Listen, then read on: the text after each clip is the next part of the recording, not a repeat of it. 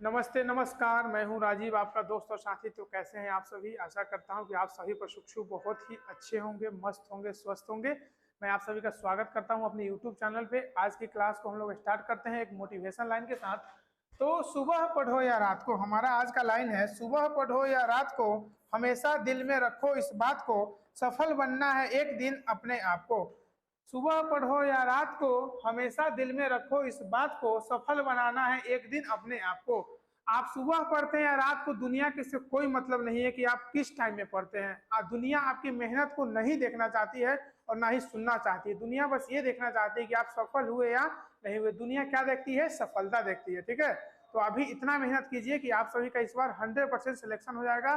पूरा एफर्ट इस बार लगा देना है सभी लोगों को। चलिए आज की क्लास को हम लोग स्टार्ट करते हैं बिना किसी देरी के। तो आज की क्लास में हम लोग क्या पढ़ेंगे? तो आज की क्लास में हम लोग पढ़ेंगे ब्रिटिश भारत में शिक्षा का विकास। हम लोग क्या पढ़ेंगे? ब्रिटिश भारत में शिक्षा का विकास, किस तरीके से ब्रिटिश काल में भारत में शिक्षा का विकास किया गया। और 30 हम लोग MCQ पढ़ने वाले हैं। आज की क्लास को हम लोग स्टार्ट करते हैं। आज के सवाल पहला है कि ब्रिटिश भारत में पहली आधुनिक शिक्षा नीति कब लागू की गई थी? 1813 में, 1835 में, 1854 में या 1882 में? इस सवाल का जवाब आप लोग एक बार जल्दी से बताइए कि इसका सही आंसर क्या हो जाएगा। सवाल नंबर 1 का आप लोग जल्दी से जवाब बता दीजिए, क्या सही आंसर क्या हो जाएगा कि ब्रिटिश भारत में पहली आधुनिक शिक्षा नीति कब लागू की गई थी? तो आप सबको पता है 1835 के अंतर्गत लागू की गई थी। कब की गई थी? 1835 के अंतर्गत लागू की गई थी। और ये जो शिक्षा नीति लागू की, इसका जो माध्यम था, इस जो शिक्षा का जो माध्यम रखा गया था वह अंग्रेजी रखा गया था। किस भाषा में रखा गया था? तो अंग्रेजी भाषा में रखा गया था। अंग्रेज को इस बात की आखिर क्या जरूरत आन पड़ी कि उसको भारत में शिक्षा का विकास करना पड़ा। इस बात को आपको समझना पड़ेगा कि अंग्रेज भारत में जब आए तो उनको धीरे धीरे उन्होंने अपना क्या किया, कारखाना लगाना शुरू किया, फैक्ट्री लगाना शुरू किया। और उसको धीरे धीरे ऐसे व्यक्ति की तलाश थी जो पढ़ा लिखा हो, जो इंग्लिश को समझता हो। ठीक है, और उन्होंने क्या किया कि सोचा कि कितना हम इंग्लैंड से कितना व्यक्ति को भारत में लाएंगे तो क्या होगा, पेमेंट हमको ज्यादा लग जाएगा, खर्च। तो उन्होंने सोचा क्यों ना ऐसा एक नियम लाया जाए जिसके अंतर्गत भारतीय लोगों को ही प्रशिक्षित करके क्या किया जाए, उसको अपने फैक्ट्री के लिए मैनेजर के रूप में रखा जाए, उसको कारखाना का क्या दे दिया जाए, काम उसको दे दिया जाए। तो उन्होंने क्या किया, धीरे धीरे भारत में शिक्षा का विकास करना शुरू कर दिया। इस चीज को आप लोग याद रखिएगा। ठीक है, तो पहली बार शिक्षा नीति कब लाई थी? तो 1835 ईस्वी में आया था। अगला सवाल है कि मैकाले का शिक्षा प्रस्ताव किस वर्ष लागू हुआ? 1813, 1833, 1835 या 1857? सवाल नंबर 2 का आप लोग एक बार जल्दी से आंसर बता दीजिए, इसका सही जवाब क्या हो जाएगा कि मैकाले का शिक्षा पद्धति किस वर्ष लागू किया गया था। तो आप सबको पता है कि सवाल नंबर 2 का सही आंसर क्या हो जाएगा। तो सवाल नंबर 2 का सही आंसर क्या हो जाएगा? ऑप्शन नंबर सी हो जाएगा। क्या हो जाएगा? ऑप्शन नंबर सी हो जाएगा। 1835 के अंतर्गत इनका प्रस्ताव वर्ष लागू किया गया था। अगला सवाल है कि मैकाले के प्रस्ताव का उद्देश्य क्या था? ऑप्शन ए प्राथमिक शिक्षा का विस्तार करना, या तकनीकी शिक्षा देना, या भारतीयों को अंग्रेजी माध्यम से शिक्षित करना, या धार्मिक शिक्षा देना। सवाल नंबर 3 का आप लोग जल्दी से जवाब बता दीजिए कि इसका सही जवाब क्या हो जाएगा। तो इस सवाल का सही जवाब क्या है? इस सवाल के जवाब में ही, ऑप्शन में ही क्या है, इसका सही जवाब छुपा हुआ है। मैंने आपको जस्ट थोड़ी देर पहले बताया है कि उनका मकसद क्या था कि लोगों को अंग्रेजी सिखाए और लोग जो भी भारतीय लोग हैं वो हमारे काम में आ सके, हमें मदद कर सके, हमारी फैक्ट्री चलाने में मदद कर सके, हमारे सैनिक को लीड कर सके। इसके लिए उन्होंने क्या किया था कि सभी को अंग्रेजी भाषा में शिक्षित करने का ध्यान किया था। तो इसका सही जवाब क्या हो जाएगा? ऑप्शन नंबर सी हो जाएगा कि मैकाले प्रस्ताव का उद्देश्य क्या था? तो भारतीयों को अंग्रेजी माध्यम में शिक्षित करना उसका प्रस्ताव था। अगला सवाल है कि वुड के डिस्पैच को किस वर्ष जारी किया गया? यानी कि वुड डिस्पैच के बारे में पूछ रहा है। क्या पूछ रहा है? वुड डिस्पैच के बारे में आपसे सवाल किया जा रहा है कि वुड डिस्पैच कब आया था, इसके बारे में सवाल है। 1835 में, 1854 में, 1882 में, 1904 ईस्वी में? सवाल नंबर 4 का सही जवाब क्या हो जाएगा? तो आप सबको भी पता है कि वुड डिस्पैच की नीति कब आती है? तो 1854 के अंतर्गत आती है। कब आती है? 1854 के अंतर्गत आती है। और इस समय वायसराय कौन रहते हैं? इस समय वायसराय कौन रहते हैं? इंपॉर्टेंट हो जाता है ये सवाल। इसमें वायसराय रहते हैं लॉर्ड, कौन रहते हैं? लॉर्ड जिन्होंने हड़प नीति लाया था, आप लोग जल्दी से एक बार बताइए कि क्या हो जाएगा, कि कौन रहते हैं। इस सवाल का आप लोग कमेंट में क्या करिएगा, वायसराय का नाम आप लोग बताएंगे कि इसमें वायसराय कौन रहते हैं। ठीक है, चलिए अगला सवाल है कि वुड के डिस्पैच को किसका शिक्षा का मैग्ना कार्टा कहा जाता है। 1813 का अधिनियम, 1835 का शिक्षा नीति, 1854 का डिस्पैच या 1904 का एक्ट। ठीक है, सवाल नंबर 5 का जल्दी से आंसर बताइए कि इसका सही जवाब क्या हो जाएगा। तो आप सबको पता है वुड डिस्पैच को किस शिक्षा का मैग्ना कार्टा कहा जाता है, तो ऑप्शन नंबर सी हो जाएगा। 1854 के डिस्पैच, 1854 के डिस्पैच इसको कहा जाता है। ठीक है, अगला सवाल है कि वुड के डिस्पैच में किस व्यवस्था की स्थापना की बात कही गई थी। प्राथमिक विद्यालय की, विश्वविद्यालय की, गुरुकुल की या मदरसा की। इस सवाल का आप लोग जल्दी से जवाब बताइए। 6 नंबर सवाल का इसका सही आंसर क्या हो जाएगा। 6 नंबर सवाल का सही जवाब क्या हो जाएगा, आपको एक बार जल्दी से जवाब देना है कि 6 नंबर सवाल का सही जवाब क्या हो जाएगा। आप लोग इसको अच्छी तरीके से जानते हैं। ठीक है, तो 6 नंबर सवाल का आप लोग एक बार जल्दी से आंसर बता दीजिए, इसका सही जवाब क्या हो जाएगा। तो आप सबको पता है कि विश्वविद्यालय की बात कही गई थी, इसका सही जवाब क्या हो जाएगा, ऑप्शन नंबर बी हो जाएगा। अगला सवाल है कि भारत में पहला विश्वविद्यालय कब और कहां स्थापित किया गया था। 1857 में कोलकाता में, 1854 में दिल्ली में, या 1854 में मुंबई में, या डी ऑप्शन 1860 मद्रास में। सवाल नंबर 7 का आपको सही से जवाब देना है कि इसका सही जवाब क्या हो जाएगा, कि भारत में पहला विश्वविद्यालय कहाँ स्थापित किया गया था। भारत में पहला विश्वविद्यालय कहाँ स्थापित किया गया था और कब किया गया था। सवाल नंबर 7 का आप लोग जल्दी से आंसर बता दीजिए कि इसका सही जवाब क्या हो जाएगा। आप लोग जल्दी से बताइए तो क्या हो जाएगा। 7 नंबर सवाल का ऑप्शन नंबर ए हो जाएगा, यानी कि 1857 ईस्वी में कोलकाता में किया गया था। ठीक है, पहला विश्वविद्यालय का स्थापना किया गया था। अगला सवाल है कि हंटर आयोग की स्थापना किस उद्देश्य से की गई थी। कृषि सुधार से, प्राथमिक शिक्षा की समीक्षा से, या कानूनी सुधार से, या चिकित्सा नीति से। सवाल नंबर 8 का आप लोग एक बार जल्दी से जवाब दें, इसका सही जवाब क्या हो जाएगा, कि हंटर आयोग की क्या जरूरत थी, हंटर आयोग को क्यों लाया गया। आप सबको पता है क्या कि आवश्यकता ही आविष्कार की जननी है। अगर किसी भी चीज का हमको आवश्यकता नहीं पड़ेगा तो उसका आविष्कार होबे नहीं करेगा। ठीक है, तो इस सवाल का आप लोग एक बार जल्दी से जवाब बताइए कि इसका सही आंसर क्या हो जाएगा। 8 नंबर सवाल का कि हंटर आयोग की स्थापना किस उद्देश्य से किया गया था।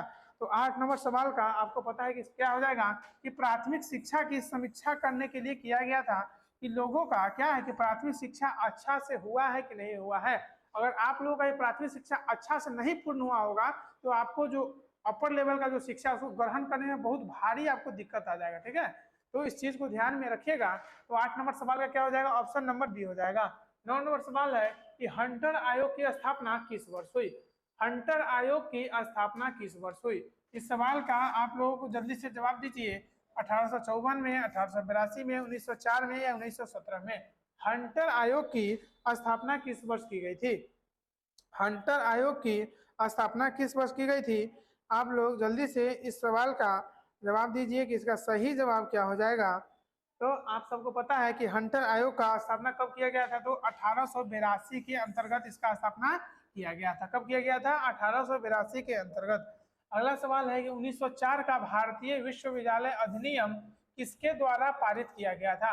1904 का यह सवाल पूछा जा रहा है। 1904 का लॉर्ड कर्जन के द्वारा, लॉर्ड रिपन के द्वारा, लॉर्ड डलहौजी या लॉर्ड हार्डिंग।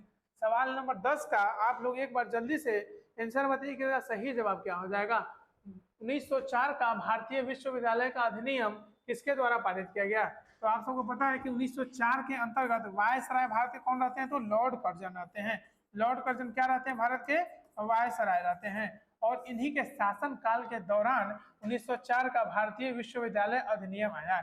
इसीलिए इनको क्या कहा जाता है, इनको लॉर्ड कर्जन को विश्व आयोगों का काल कहा जाता है। इनके कार्यकाल को क्या कहा जाता है, आयोगों का काल कहा जाता है। ठीक है, इनके कार्यकाल के आयोगों का काल कहा जाता है, क्योंकि इन्होंने बहुत सारा आयोग का अपने शासन काल के दौरान निर्माण करने का काम किए थे। अगला सवाल है कि सैंडलर आयोग किस वर्ष नियुक्त किया गया। 1917 में, 1904 में, 1935 में, 1920 में। 11 नंबर सवाल का सही जवाब आपको बताना है कि सैंडलर आयोग आखिर क्यों आया था, सैंडलर आयोग की क्या जरूरत थी। तो आप लोग जल्दी से एक बार बताइए कि इसका सही जवाब क्या हो जाएगा। तो आप सबको पता है क्या हो जाएगा, सैंडलर आयोग कब आया था, तो 1917 के अंतर्गत आया था। और इस समय भारत के पूछेगा कि वायसराय कौन थे, वायसराय इंपॉर्टेंट हो जाता है, तो वायसराय हो जाएंगे लॉर्ड चेम्सफोर्ड थे। कौन थे, लॉर्ड चेम्सफोर्ड इस समय के वायसराय रहते हैं। ठीक है, लॉर्ड चेम्सफोर्ड इस समय के वायसराय रहते हैं, इस चीज को आपको समझना पड़ेगा।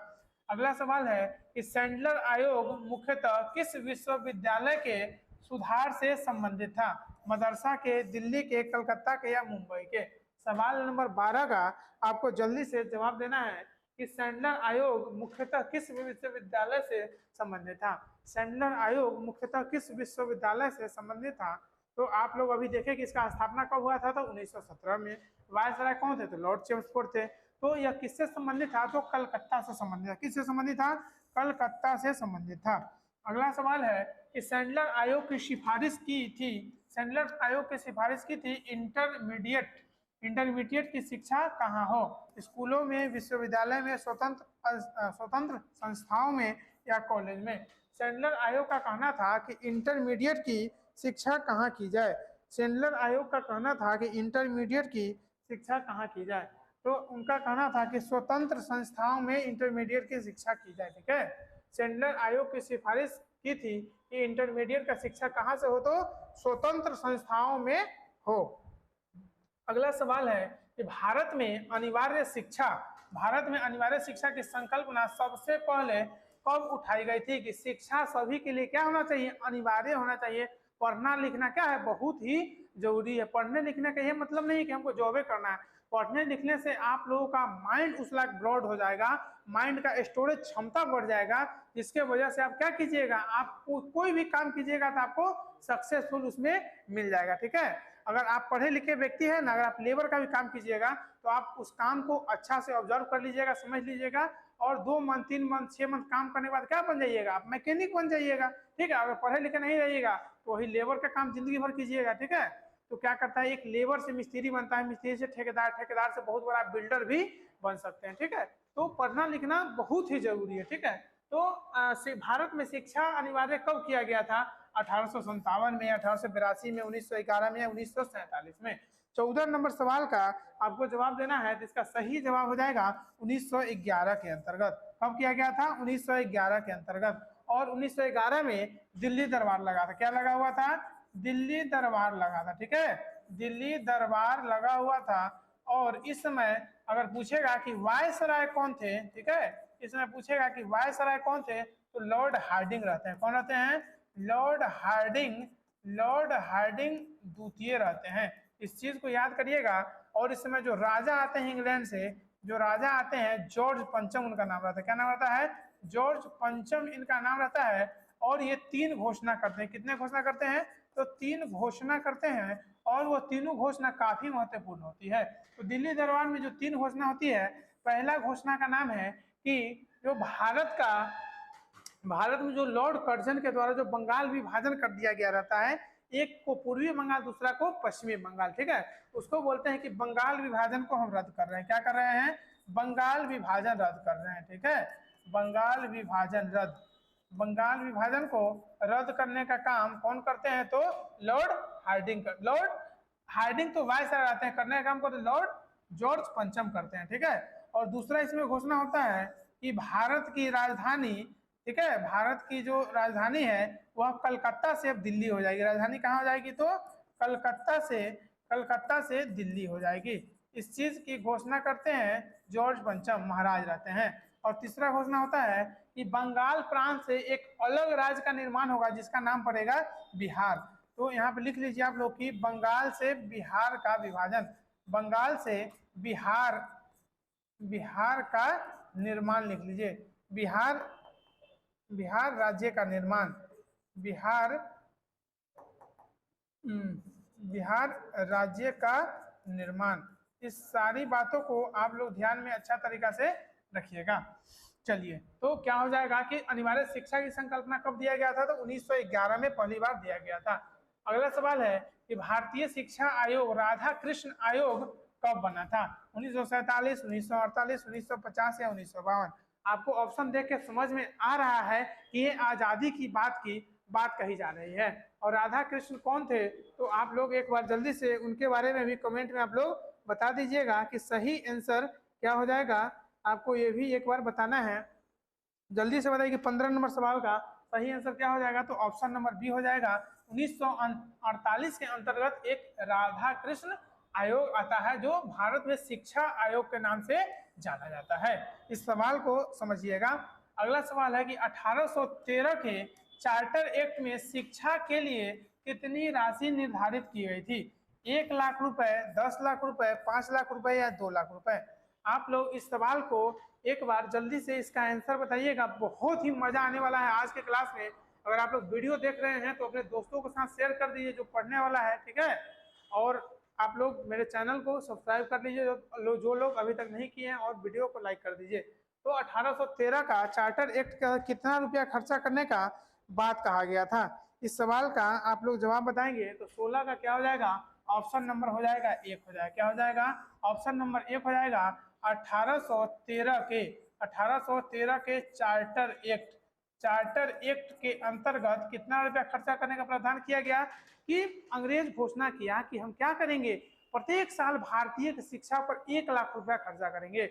और आप लोगों को जान करके हैरानी होगा, आप लोग शॉक्ड हो जाएंगे कि यह 1 लाख रुपया 10 साल तक खर्च होवे नहीं किया, समझ गए। शिक्षा पर यह मात्र 1 लाख रुपया 10 साल तक खर्च नहीं हुआ, वैसे का वैसे ही पड़ा रह गया। जब यह एक्ट आया, भारतीयों को पढ़ाने की बारी आई, तो भारतीय लोग क्या करने लगे, अंग्रेजी का बहिष्कार करने लगे, उन्होंने पढ़ने से मना कर दिया और यह पैसा 10 साल तक खर्च होवे नहीं किया, ठीक है। इस चीज को आप लोग ध्यान में रखिएगा। और शायद यही वजह है कि हम लोग अभी भी इंग्लिश से नफरत करते हैं, हम लोग इंग्लिश पढ़ना ही नहीं चाहते हैं, ठीक है। चलिए, तो मेरा ये मानना है कि आप सबको भी, हम सबको क्या करना चाहिए, इंग्लिश पढ़ना चाहिए, क्योंकि इंग्लिश एक लैंग्वेज है, इंग्लिश एक ग्लोबल लैंग्वेज है और आना बहुत ही इंपॉर्टेंट है, ठीक है। चलिए अगला सवाल को चलते हैं कि मैकाले किस पद पर नियुक्त थे। लॉर्ड मैकाले किस पद पर नियुक्त थे जब उन्होंने शिक्षा पर नोट लिखा था। गवर्नर थे कि भारत के सचिव थे कि लॉ बोर्ड के अध्यक्ष थे या कुलपति थे। सवाल नंबर 17 का आपको जवाब बताना है कि इसका सही जवाब क्या हो जाएगा कि मैकाले किस पद पे नियुक्त थे जब उन्होंने शिक्षा पर नोट लिखा था। तो इसका सही जवाब क्या हो जाएगा, ऑप्शन नंबर सी हो जाएगा। लॉ बोर्ड के अध्यक्ष पे नियुक्त थे कौन, लॉर्ड मैकाले थे। अगला सवाल है कि हंटर आयोग किस प्रकार की शिक्षा पर बल दिया था, उच्च शिक्षा पर, धार्मिक शिक्षा पर, व्यावसायिक शिक्षा पर या प्राथमिक शिक्षा पर। हंटर आयोग किस शिक्षा पे बल देने का काम कर रहे थे। 18 नंबर सवाल का आप लोग एक बार जल्दी से आंसर बताएंगे कि हंटर आयोग का क्या सीन था, ठीक है, और ये कब किया गया था। तो 18 नंबर सवाल का सही आंसर क्या हो जाएगा, तो आप सबको पता है कि हंटर आयोग किस शिक्षा पर बल देते थे, तो प्राथमिक शिक्षा पे बल देने का काम करते थे। आपका प्राथमिक शिक्षा अच्छा रहेगा तो ऊपर का भी शिक्षा क्या होगा, अच्छा रहेगा। प्राथमिक शिक्षा अच्छा नहीं रहेगा मतलब समझ लीजिए कि आपका बेस कंप्लीट नहीं है, बेस जब कमजोर रहेगा तो ऊपर बिल्डिंग टिकेगा जी, नहीं टिकेगा। तो यही बात था कि हंटर आयोग ने क्या किया था, तो प्राथमिक शिक्षा पे बल दिया था। और हंटर आयोग कब आया था, तो 1882 के अंतर्गत आया था। इस समय वायस राय कौन रहते हैं, तो लॉर्ड रिपन रहते हैं। आप लोगों को पता ही है वायस राय कौन रहते हैं, तो लॉर्ड रिपन रहते हैं। इस सवाल को ध्यान में आप लोग रखिएगा। अगला सवाल है सवाल नंबर 19 आज के क्लास का कि ब्रिटिश काल में पहला मेडिकल कॉलेज कहाँ खोला गया था, दिल्ली में, मुंबई में, कोलकाता में या मद्रास में। पहला मेडिकल कॉलेज का बात किया जा रहा है कि ब्रिटिश काल में ही मेडिकल कॉलेज खुल गया था। अंग्रेज तो आया, हम लोग को लूट के ले ही गया, लेकिन बहुत कुछ हम लोगों को देख कर भी गया जिसका हम लोग गुणगान कर सकते हैं, ठीक है। तो इनके बारे में आप लोग जल्दी से बताइए। 19 नंबर सवाल का सही आंसर क्या हो जाएगा, तो कोलकाता हो जाएगा। क्या हो जाएगा, कोलकाता में भारत का पहला मेडिकल कॉलेज अंग्रेजी काल कहिए तब या ब्रिटिश काल कहिए तब खोला गया था। अगला सवाल है कि भारत में तकनीकी शिक्षा का आधार किसने डाला था, लॉर्ड विलियम बेंटिंक के द्वारा या लॉर्ड रिपन के द्वारा, लॉर्ड डलहौजी के द्वारा या लॉर्ड कर्जन के द्वारा। भारत में तकनीकी शिक्षा का आधार, तकनीकी शिक्षा का मतलब क्या हो गया, तकनीकी शिक्षा के बारे में आधार किसने डाला था। 20 नंबर सवाल का आपको सही आंसर बताना है तो क्या हो जाएगा, लॉर्ड डलहौजी हो जाएगा। क्या हो जाएगा, लॉर्ड डलहौजी ने तकनीकी शिक्षा पे बल दिया था। किस शिक्षा पे बल दिया था? तो तकनीकी शिक्षा पे बल दिया था। और इसी के शासनकाल में रेल चलाया गया था। इसी के शासनकाल में वुड डिस्पैच आया था। इसी के शासनकाल में क्या आया था? जो डाकघर के बारे में आ गया था। ठीक है, डाकघर भी इन्हीं के शासनकाल में आ गया था। और ये कई वो गलत काम भी किए थे। और ये क्या लाए थे? हड़प नीति भी लाए थे। ठीक है, हड़प नीति भी इन्होंने ही लाने का काम किया था। अगला सवाल है कि भारत में महिलाओं की शिक्षा की शुरुआत किस काल में हुई थी? भारत में महिलाओं की शिक्षा की शुरुआत किस काल में हुई थी? अकबर काल में, मुगल काल में, ब्रिटिश काल में या मौर्य काल में? आप लोग 21 नंबर सवाल का जल्दी से जवाब बता दीजिए कि इसका सही जवाब क्या हो जाएगा। कि आप सब लोग जानते हैं कि महिलाओं को शुरू से ही क्या किया जा रहा था? उसको शिक्षा से वंचित रखने का काम किया जाता था, ताकि उसको घर में गुलाम की तरह कैद करके रखा जा सके, उसको एक पंगु बना दिया जाता था। आप लोग समझिए कि अगर आप लोग शिक्षित नहीं रहिएगा तो आप क्या है? आप बिना पंख के आप चिड़िया है। क्या है? बिना पंख के चिड़िया है, जो आप पंगु है, आप उड़ नहीं सकते हैं। अगर किसी को आज के जमाने में शिक्षा से वंचित किया जा रहा है, समझिए उसका पंख काटने का काम किया जा रहा है। तो इस सवाल का जल्दी से आप लोग जवाब बता दीजिए कि भारत में महिलाओं की शिक्षा की शुरुआत किस काल में हुई थी? तो आप सबको पता है कि ब्रिटिश काल में महिलाओं को शिक्षा पे बल दिया जाने लगा था। अकबर काल में भी नहीं था, मुगल काल में भी नहीं था और मौर्य काल में भी नहीं था। अगला सवाल है कि किसने भारतीय शिक्षा को स्मृति की शिक्षा कहा था? विवेकानंद, महात्मा गांधी, गुरुदेव टैगोर जी या डॉक्टर राधा कृष्ण जी? 22 नंबर सवाल का आपको एक बार जल्दी से आंसर बताना है कि इसका सही जवाब क्या हो जाएगा। भारतीय शिक्षा को स्मृति की शिक्षा किसने कहा था? तो डॉक्टर राधा कृष्णन जी कहे थे। कौन कहे थे? डॉक्टर राधा कृष्ण जी ने कहा था। अगला सवाल है, ब्रिटिश सरकार ने मदरसा और संस्कृत विद्यालयों की सहायता से किस अधिनियम के तहत शुरू की थी? 1813 का एक्ट, 1835 का नीति, 1854 का डिस्पैच या 1882 का आयोग? 23 नंबर सवाल का आपको आंसर बताना है कि इसका सही जवाब क्या हो जाएगा। कि ब्रिटिश काल में मदरसा और संस्कृत विद्यालय की सहायता किस अधिनियम के तहत शुरू किया गया था? तो 1813 के चार्टर एक्ट के द्वारा। किस एक्ट के द्वारा? 1813 के चार्टर एक्ट के द्वारा मदरसा और संस्कृत विद्यालय की शुरुआत की गई थी।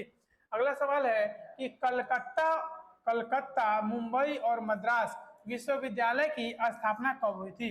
1854 में, 1857 में, 1860 में या 1882 में? 24 नंबर सवाल का सही आंसर क्या हो जाएगा आपको एक बार जल्दी से बताना है। तो आप सबको पता है कि मुंबई, कलकत्ता और मद्रास में सबका स्थापना कब किया गया था? तो 1857 के अंतर्गत। ठीक है, और 1857 के अंतर्गत क्या होता है? एक बहुत बड़ी क्रांति भी हुई थी। इसको हम लोग 2-3 नाम से जानते हैं, सिपाही विद्रोह, 1857 की क्रांति, स्वतंत्रता की पहली लड़ाई इत्यादि नामों से हम लोग उसको जानते हैं। उसको फिर हम किसी और दिन एक टॉपिक में उसको हम लोग पढ़ेंगे। अगला सवाल है कि वुड डिस्पैच के समय भारत के गवर्नर जनरल कौन थे? लॉर्ड डलहौजी थे, लॉर्ड कर्जन थे, लॉर्ड मिंटो थे या लॉर्ड रिपन थे? आप लोग जल्दी से बताइए कि वुड डिस्पैच कब आया था और उस समय वायसराय कौन थे? और यह वुड डिस्पैच नियम कब आया था? आप लोगों को कमेंट में भी बताना है, मैंने आपको तुरंत आपको बताया था। ठीक है, तो 25 नंबर सवाल का आप लोग जल्दी से आंसर बताइए कि इसका सही जवाब क्या हो जाएगा। तो आप सबको पता है कि वुड डिस्पैच कब आया था? इस सवाल का आप लोग जवाब दीजिए, किसके शासनकाल में आया था? तो लॉर्ड डलहौजी के शासनकाल में आया था। और कब आया था? तो 1854 के अंतर्गत आया था। ठीक है, चलिए अगला है कि लॉर्ड कर्जन द्वारा विश्वविद्यालय अधिनियम का विरोध किसने किया था? लॉर्ड कर्जन द्वारा विश्वविद्यालय अधिनियम का विरोध किसने किया था? बाल गंगाधर तिलक जी के द्वारा या महात्मा गांधी, रविन्द्रनाथ टैगोर या सुभाष चंद्र बोस? सवाल नंबर 26 का आप लोग जवाब दीजिए कि लॉर्ड कर्जन द्वारा विश्वविद्यालय अधिनियम का विरोध किसने किया था? 26 नंबर सवाल का आपको आंसर बताना है कि सही जवाब क्या हो जाएगा। तो आप सबको पता है 26 नंबर सवाल का क्या हो जाएगा? ऑप्शन नंबर ए हो जाएगा। इसका विरोध करते हैं बाल गंगाधर तिलक जी। कौन करते हैं? बाल गंगाधर तिलक के द्वारा लॉर्ड कर्जन द्वारा विश्वविद्यालय अधिनियम का विरोध किया गया था। अगला सवाल है कि डाउनवर्थ फिल्ट्रेशन थ्योरी किसने दी थी? वुड ने या मैकाले ने या हंटर ने या सैंडलर आयोग ने? ठीक है, हंटर सब में आयोग ऐड कर लीजिए, हंटर आयोग हो जाएगा, इधर सैंडलर आयोग हो जाएगा। ठीक है, और इधर आप लिख लीजिए मैकाले हो गया, इधर वुड डिस्पैच लिख लीजिए, ठीक है, वुड डिस्पैच। तो डाउनवर्ड फिल्ट्रेशन थ्योरी किसने दी थी? 27 नंबर सवाल का सही आंसर क्या हो जाएगा? तो लॉर्ड मैकाले के द्वारा दिया गया था। किसके द्वारा दिया गया था? लॉर्ड मैकाले के द्वारा दिया गया था। अगला सवाल है वुड डिस्पैच के अनुसार शिक्षा किस भाषा में दी जानी चाहिए? अंग्रेजी में, संस्कृत में, उर्दू में या हिंदी में? 28 नंबर सवाल का आप लोग जल्दी से एक बार जवाब बताइए। तो वुड डिस्पैच में क्या करना था कि जो भी भारतीय हैं सबको इंग्लिश पढ़ा करके, इंग्लिश में प्रशिक्षित करके क्या करेंगे, वो सबको काम पे लगा देंगे। फैक्ट्री चलाना है, किसी को सुपरवाइजर बना देंगे, किसी को मैनेजर बना देंगे। तो इंग्लिश सीखेगा तभी तो अंग्रेज का बात वो समझ पाया कि अंग्रेज हमको क्या आदेश दे रहा है। पता चले कि इंग्लिश उसको अवे नहीं करता है, किसी को मैनेजर बना दिया, कह रहा है काम को, इस काम को आज शाम तक खत्म करना है, उसको लगे कि इस काम को 2 दिन के बाद खत्म करना है, क्या हो जाएगा? बहुत भारी मिस्टेक हो जाएगा, ठीक है। तो इस सवाल का आंसर बताइए कि क्या हो जाएगा? आप लोग समझ गए कि क्या हो जाएगा? ऑप्शन नंबर ए अंग्रेजी भाषा हो जाएगा। अगला सवाल है कि अंग्रेजी शिक्षा नीति का उद्देश्य, अंग्रेजी शिक्षा नीति का उद्देश्य भारतीयों को क्लर्क बनाना था, यह किसने कथन था? महात्मा गांधी, मैकाले, नेहरू या टैगोर? सवाल नंबर 29 का सही जवाब आप लोग एक बार बताइए, इसका सही जवाब क्या हो जाएगा? कि अंग्रेजी शिक्षा नीति का उद्देश्य भारतीयों को क्लर्क बनाना था, यह किसका कथन था? तो महात्मा गांधी का था। मैंने अभी तो बताया कि क्या करना था, अंग्रेज सब लोगों को प्रशिक्षित इसीलिए करना चाहता था, अंग्रेजी इसीलिए पढ़ाना चाहता था ताकि वो अपना काम इससे करवा सके, ठीक है। तो यह कमेंट किनका था? तो महात्मा गांधी जी का था। आज के क्लास का हम लोग अंतिम सवाल पे आ गए हैं, आप लोग सवाल को देखिएगा, ठीक है। और अगर वीडियो अच्छा लगे तो कमेंट में अपना प्यार आप लोग जरूर देते जाइएगा, ठीक है। चलिए, तो ब्रिटिश भारत में शिक्षा का उद्देश्य था भारतीय संस्कृति को बढ़ावा देना, ब्रिटिश शासन के लिए भारतीय क्लर्क तैयार करना, या समाज सुधारना, या वैज्ञानिक चेतना फैलाना? इस सवाल का सही आंसर आप लोगों को बताना है कि 30 नंबर सवाल का सही आंसर क्या हो जाएगा? तो आप लोग एक बार जल्दी से कमेंट में बताइए कि इसका सही जवाब क्या हो जाएगा।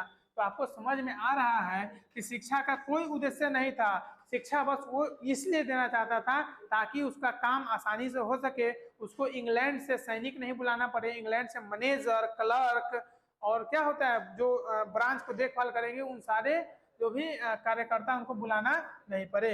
इसका हो जाएगा ऑप्शन नंबर बी, इसका सही जवाब हो जाएगा कि ब्रिटिश शासन के लिए भारतीय क्लर्क को तैयार करना, भारतीय क्लर्क तैयार करना यही उद्देश्य था। इसी उद्देश्य के साथ अंग्रेज क्या कर रहे थे कि भारत में शिक्षा को लागू किए थे, वो अपना काम को निकलवाने के लिए, ठीक है। तो आज के क्लास में इतना ही। आप लोगों को यह वीडियो कैसा लगा कमेंट में बताते जाइएगा, ठीक है। तो आज की क्लास में इतना ही। आप सभी का बहुत बहुत थैंक यू। जय हिंद।